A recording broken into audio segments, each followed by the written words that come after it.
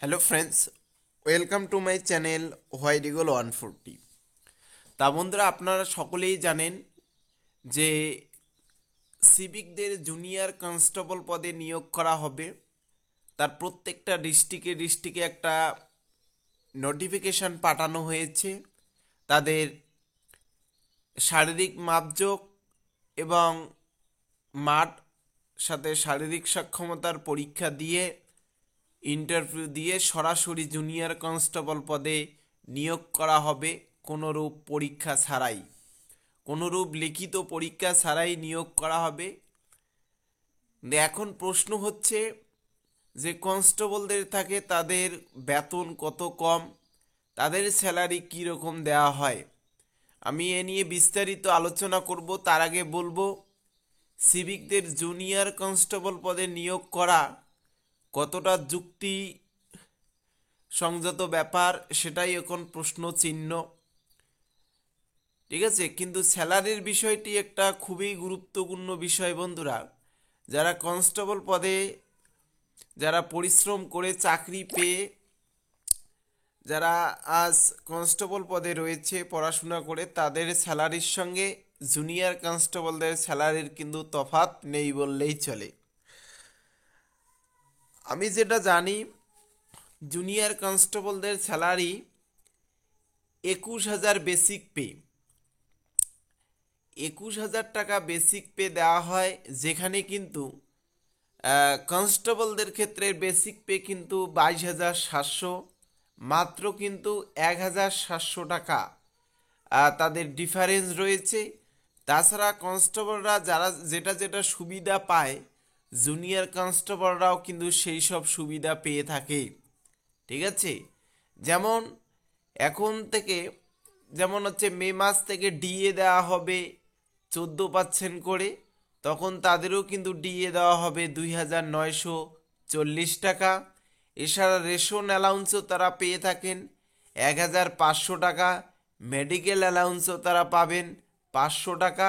আর এদিকে এইচআরএ, ট্রেনিংয়ের পর যেটা এইচআরএ দেওয়া হয়, সেটা হচ্ছে তারা পাবেন বেসিকের উপর 12%, 2,520 টাকা। এই সুবিধাগুলো কিন্তু কনস্টেবলও পায় আর জুনিয়র কনস্টেবলরাও পাবেন। বেতনের তফাৎ কিন্তু মাত্র 1,700 টাকা। তাহলে জুনিয়র কনস্টেবলরা তারা কত বেতন পাবে ট্রেনিংয়ের পর, আমি বলছি। তা বন্ধুরা, যে আমি কিন্তু একটা বিষয় মাথায় রাখতে হবে। আমি কিন্তু যেটা বলেছি সেটা ডিএ কিন্তু 14% ধরে হিসেব করেছি, যেহেতু বর্তমানে 10% করে দেয়। 14% করে হিসেব করে তারা কিন্তু স্যালারি পাবেন 28,460 টাকা। হ্যাঁ বন্ধুরা, 28,460 টাকা কিন্তু তারা স্যালারি পাবেন। সমস্ত সুবিধাই কিন্তু পাবেন, ট্রেনিংয়ের পর এই স্যালারিটা পাবেন। ঠিক আছে, ট্রেনিংয়ে যেমন এই স্যার এটা বাদ পড়বে ট্রেনিংয়ে। তাছাড়া সমস্ত সুবিধাই কিন্তু পাবেন।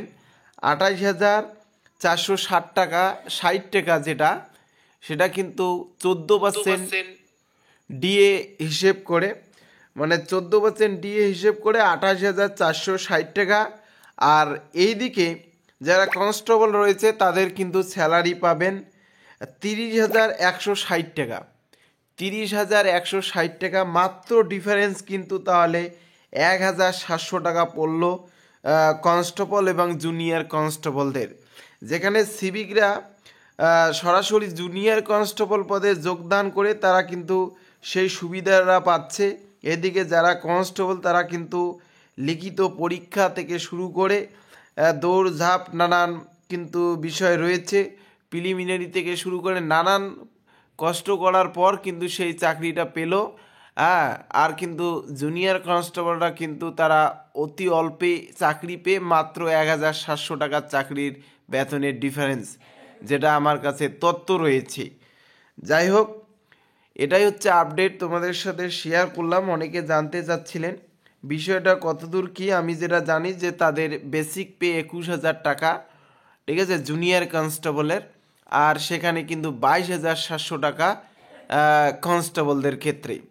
ঠিক আছে, এটা আমি যেটা বললাম সেটি কিন্তু ট্রেনিংয়ের পর, আফটার ট্রেনিং। ঠিক আছে, ট্রেনিংয়ের পর কিন্তু এই স্যালারিটা, যেখানে 28,460 টাকা এবং কনস্টেবলরা পাবেন 30,160 টাকা। এই হচ্ছে স্যালারি জুনিয়র কনস্টেবল এবং কনস্টেবলদের মধ্যে।